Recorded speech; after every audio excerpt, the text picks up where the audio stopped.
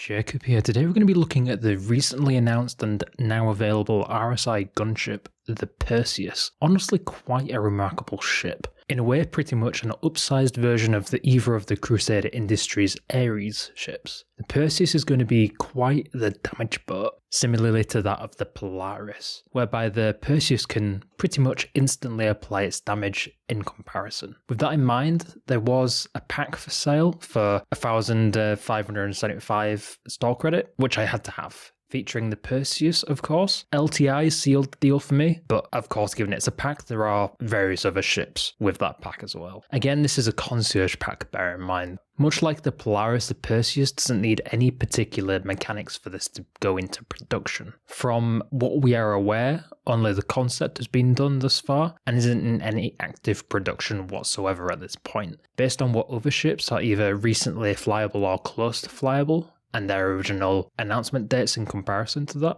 it might be reasonable to suggest that perhaps the ship will be available in 2022. However, with other ships potentially in the pipeline for then, I'd rather be leaning more towards 2023 at best, depending on how happy they want their Orion and Merchantman holders to be, of course. I've researched the Perseus a decent amount over the last week, and so what I say here is backed by research. What I don't mention here either means there is no evidence of it, or I simply didn't find this research or didn't feel the need to mention it. As always, see the chapters for whatever you are interested in. I do somewhat ramble, so these may not be entirely accurate, with my own added speculation and theories, as always. Let's not forget to sub up to keep up with the content. As all ships I currently overview are concept ships, not only can you not fly them as of the upload date of this video, you also can't buy them from the pledge store whenever you wish. However, at present, given the Perseus is a recently announced concept sale, you can pick up this currently for $600 war bond. However, that's typically available for only a couple of weeks, so I'd expect a week left. I decided to pick up as I was saying before, the Interceptor pack from the pack section that had various ships with it, the Eclipse, Vanguard, Sentinel and the Mantis. You know, that was a decent little deal for LTI, so that's definitely a good way of obtaining the ship with store credit and LTI. This isn't to be confused with the normal Interceptor game package that's been present for the concierge members for some time. And of course, it will be possible to obtain a Perseus from the grey market, if it isn't already. I mean, I'm sure it will be. This can potentially serve as a cheaper means of obtaining the Perseus if you typically have tax to pay on the RSI website. The RSI Perseus is quite the machine from a firepower perspective. Not quite how many people expected it, however. Initially, way back when SC Leaks discovered the Perseus, or the Odin, as it was initially called it would seem, it was apparently going to be a broadside gunship. The design clearly has that appearance, however it doesn't appear to have that functionality here at all. What is in this location, however, is the docking collar on one side. The broadsides of the ship were a significant part of the initial hologram, if you like, shown by SC Leaks, but on this concept image they're a lot more understated here with the current concept images, while having nothing but a docking port, as I mentioned before, on one side.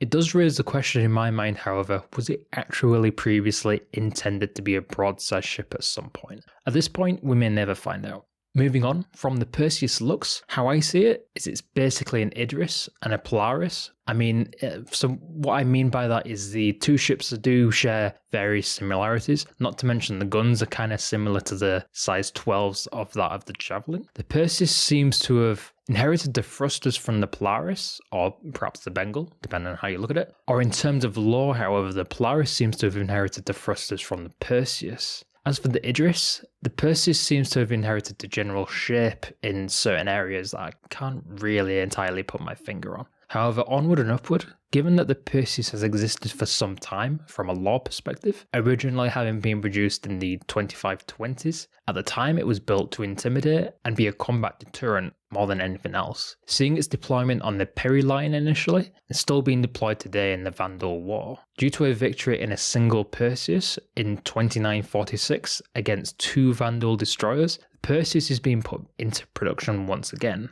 after the production was initially seized in 2860. This time, however, we'll have a more civilian approach. The original production line ended again in the 2860s, of which was a military variant, presumably not available to civilians. Due to advances made since the Perseus ceased production, the military spec that was previously part of the UAE fleet is basically equal to what the newest iteration of the Perseus will be, but also available on the civilian market. Moving on to components, unlike the Polaris, Perseus is not a capital ship in the slightest, so virtually everything here is large and occasionally medium-sized. Anyway, the Perseus features a medium radar, 2 medium computers, 2 large power plants, coolers, shield generators, fuel tanks, and 2 to be determined sized fuel intakes. Lastly, a large quantum drive, jump drive, and quantum fuel tank. I expected the yet to be determined fuel intakes to be large. However, I have yet to find a disadvantage in the ship from a components or weapons perspective, so these could possibly be medium sized. Regardless, apparently there will be 2, although a single large may be a decent in between. Moving on to weapons, it has 2 size 7 dual mounted turrets, one on the front on the top, the other towards the back underneath. It is somewhat hard to see the bottom turret on the concept images. You'll see there's the number 01 on the top turret here and the 02 at the bottom here. Visibility again isn't that great, so you can't really see the barrels, or at least I can't see it. It is visible in the brochure, however, with the 02, so that's good enough for me. Then there are the 2 remote turrets, one at the rear of the ship underneath, and the other on the top of the ship at the rear. Lastly, there are 2 tubes of 10 size 5 torpedoes specifically. I appreciate the remote turrets at the rear of the ship. Without these, slightly above and behind the ship could be a defensive hole potentially, due to the front size 7 turret possibly having limited ability to shoot behind, given that the bridge is in the way. The size 7 turret underneath will obviously have limited ability to shoot up from behind, given that it's underneath, although there is a slightly odd angle at the back of the ship, so maybe it can shoot up and behind itself. I'm not so sure, but as far as size 7 weapons concerned, I think there is a hole at the back of the ship, and I believe that those remote turrets are there to cover this potential defensive hole. Additionally, not a single concept image shows the size 7 turrets at a different angle other than forward. The turrets are clearly separate from the body, however, which should mean the turrets can rotate. Again, I doubt that they won't be able to rotate. The torpedoes are relatively large to be anti-fighter torpedoes. Size 3s or 4s would generally be sufficient as far as I'm concerned. To me, this should mean that they should have the same target as the size 7 turrets. With this in mind, the remote turrets should be used as anti-fighter turrets. Although they are both located towards the back of the ship, they will be able to cover all directions. Moving on, the Perseus lacks turrets compared to the Hammerhead, which is the competition in my mind. The Perseus is actually stronger, potentially, which I'll explain how in the summary. Moving on to the floor plan, the Perseus has a total of 3 decks, named the Orlop deck, which is the lowest one of the ship. This is where the cargo bay is, where the vehicle lift is, of which fits a RSI rover, of course, and possibly a couple of rocks, I would expect, as well as 50 SCU of cargo. From this same deck, you can access the docking collar, of which extends from the left-hand side of the ship. Finally, the last thing to mention of this deck is you would have access to the lower rear size 7 turret. Moving up a deck, you will find the gun deck, perhaps not entirely correctly named in my opinion. The mid deck would be more appropriate given that only half the guns are here, and only half the deck itself is relating to guns. With that in mind, at the front of the deck, there is of course access to the second size 7 top-mounted front turret. On the way here, however, is the torpedo room. Moving to the back of the mid-deck, you find the mess hall, followed by crew quarters and captain quarters. Finally, the last deck, the bridge deck, as it is appropriately called. This grants access to, of course, the bridge, and finally escape pods and engineering. I find it odd that the engineering section is on the bridge, although saying that, there is a component room at the back of the bridge of the Idris, so this isn't entirely out of the norm. The engineering section is towards the back of the Perseus regardless, where you'd expect it, so this is all well and good regardless. So to summarise, the concept images seem pretty good. it seems almost equally as effective while different to the likes of the Hammerhead. The way in which it is different is by the turrets. The Hammerhead has 6 size 4 manned turrets with 4 mounts on each, while the Perseus has 2 size 7 manned turrets with 2 mounts on each. With this in mind, it would seem at first glance that the Hammerhead has more firepower, and in a way it does. However, the Perseus has more damage firepower, so to speak. No wonder one of the concept images is a Perseus flying through a Hammerhead wreck. Comparing the Hammerhead's size 4 weapons to the Perseus' size 7 weapons, if size 1 weapons did half the damage to that of size 2 weapons, and calculated this up from size 4 and size 7 weapons, and considered the individual mounts on all of the turrets on both ships, the Hammerhead would do 192 DPS, and the Perseus would do 256 DPS. This number doesn't include the size 3 remote turrets or the size 5 torpedoes on the Perseus. This math assumes size 1 weapons do 1 DPS, size 2 do 2 DPS, size 3 do 4 DPS, etc, etc. However, the DPS in Star Citizen isn't anywhere near that simple. If it were, the Perseus would win every time. Sadly, I predict quite the opposite would happen, as the Hammerhead has 24 individual guns across the 6 turrets, which is a lot of firepower, and a lot of damage to output in different areas of the ship to effectively cripple a ship. On the other hand, the Perseus has only 4 size 7 individual guns across the 2 turrets. I fear the Perseus guns may not be big enough, or perhaps ballistic cannons would be required. At the moment, however, size 7 is all we know about the Perseus guns at this time. To further summarise the appearance, sadly, I don't particularly see anything new here. I see the engines from a Polaris, perhaps a Bengal as I mentioned before, with the antennas and such. Then I marginally see the bridge of an Idris, apart from it not being elevated. Then I see the nose of an 890 jump. Arguably, the Perseus entirely is shaped like an 890 jump. So let's put that into perspective. I might regret doing this kind of perspective, but whatever. So the Bengal basically puts its turrets into the hangar of the Idris, outpopped whatever offspring came from those two, then that went on a date with an 890 jump, and so the offspring of that is the Perseus. Spaceship babies at its finest. Another way of saying it, you could just say that this is a fully concepted kit bash. Kit bash being multiple concept ships shoved together.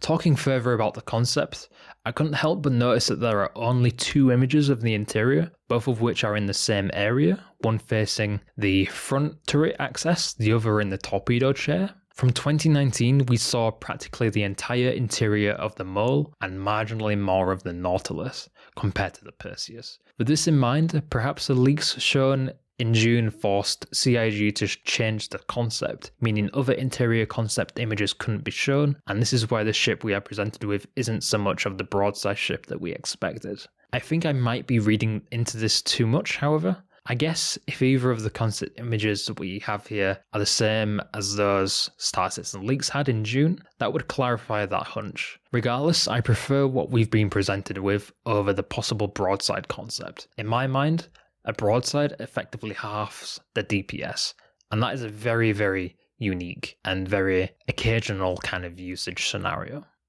So to conclude, I knew before AIE that I'd be getting myself a Perseus, without a doubt, although acquired via a concierge pack rather than the single ship warbond, for reasons. I feel this would complement the convoy pack that I'd like to one day acquire. Finally, my summary does kind of crap on the Perseus a reasonable amount. I feel this ship could be quite the surprise.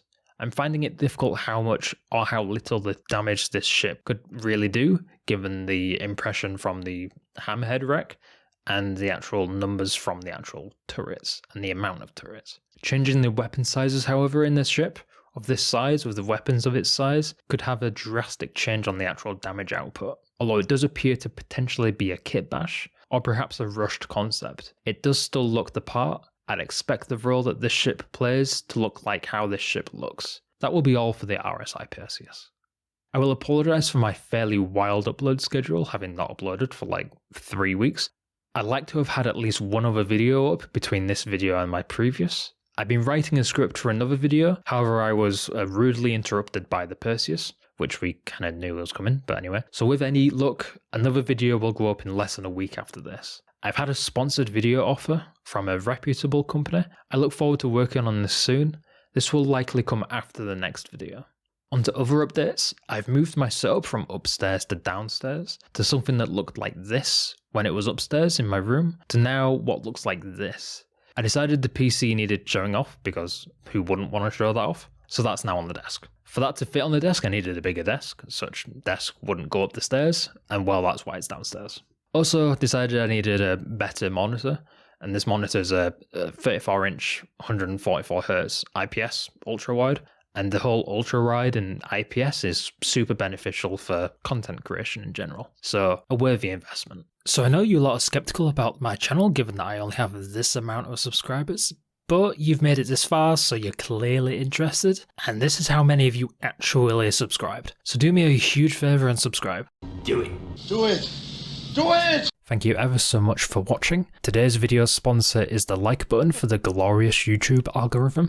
That'll of course allow this channel to grow with your support. Obviously don't forget to comment or subscribe if you haven't already. If you aren't aware, I generally upload once or twice a week, so be sure to check back. My name is Jacob. Thank you, and goodbye for now.